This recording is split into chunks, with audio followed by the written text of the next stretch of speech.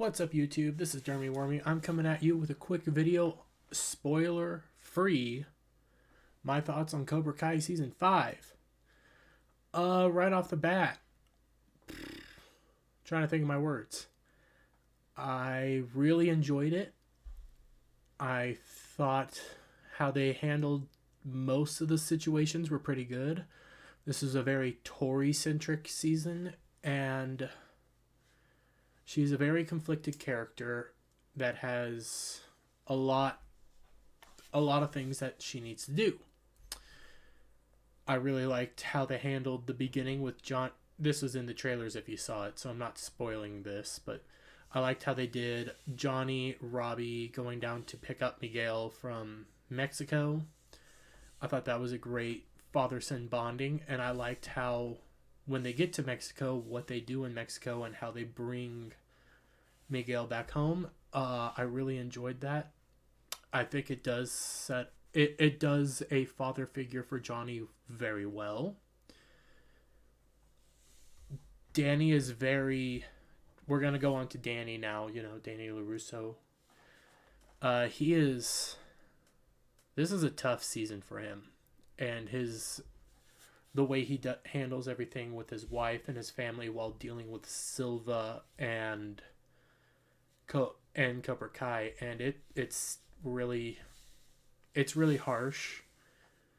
And I really enjoy Danny. I thought I have some criticisms, mainly of his wife, and I guess also of Danny, that they should have communicated a little bit better. Again, no spoilers. Things happen. Shozin's a flippin' badass. They really establish him as being this really, really badass of a character. I wish they would have followed through with something that they did at the end and just took that final step. But they didn't, and I get why they didn't, but I kind of wish they did. Go watch this season. If you haven't watched the series, go watch the series. It's freaking amazing. Amazing. And characters were awesome. I cannot remember the little black kid. I can't remember his name. His brother's in juvie, and he was kind of a disciple of Robbie. I liked how he progressed through the season up until the end. The ending has some of the conclusions are kind of messy with how they set stuff up, and I don't really know what's happening, especially with the Cobra Kai side, because it's just so it's kind of stuff starts happening and you kind of don't really understand how. I need to give it a second watch through, but it just doesn't feel quite right with how the Cobra Kai thing kind of ends, and with him just feels a little disjointed and not real. So I have to see what they're going to do in the next season, which they did set up the final season, which I believe it's supposed to be 6 seasons. It could be 7 seasons. I believe it's 6.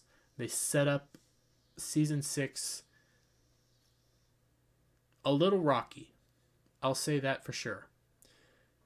They have the main point for season 6, which is going to be another karate tournament.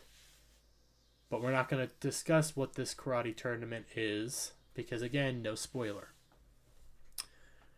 That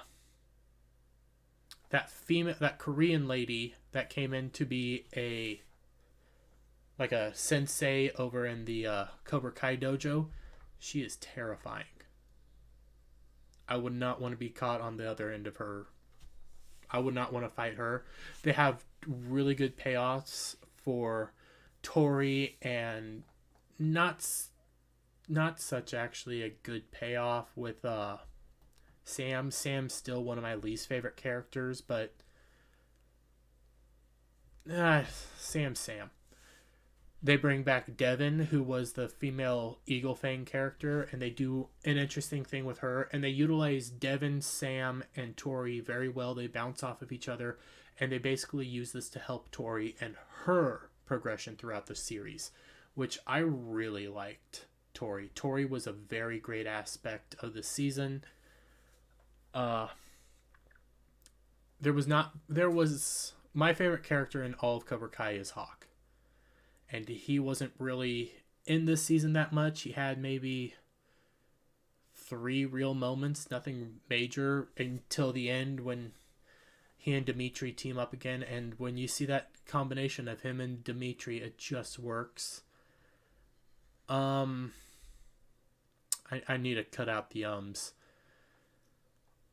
They do bring John Kreese back, and they handle. I liked John's story up until the end. I think how they finished John's story for this season was very rocky, very shaky, and a little bit just, you can't be serious that this just happened. And again, they set up several moments in this season that I wish they would have just followed through with and just took that step and done what they were showing might happen but didn't happen, because I thought that would have given us a more emotional payoff. Made us feel a little bit more for these characters. All in all, if I have to give this season a score right now, the more I think about it, I'd have to go watch it again. I think it's probably the 3rd best season out of all 5. And that's very hard to compare all 5 seasons, because the only one we know for sure is the definitive best is number 1. And then it's like you're all the way up here, and how can you... It becomes very hard to compare seasons that are like right here or maybe right here. Like they're up there, so it's hard to try to compare like which one goes here, which one goes here, which one goes here. Because even for me, I personally like season 2. Several people don't like it. I like it. I also like season 3. I thought season 3 has things in it. I would have to say, though, season 3 is probably my least favorite.